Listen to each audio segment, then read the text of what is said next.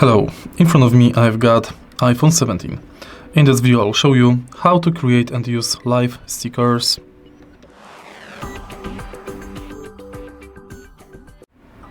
To create and use live stickers on iPhone, open Photos app.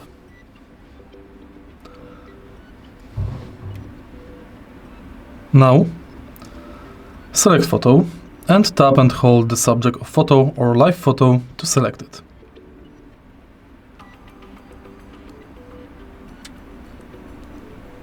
Now select Add Sticker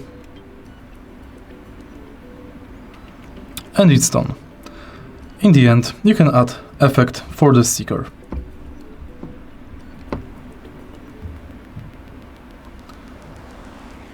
If you find this video helpful, please leave like, comment and subscribe.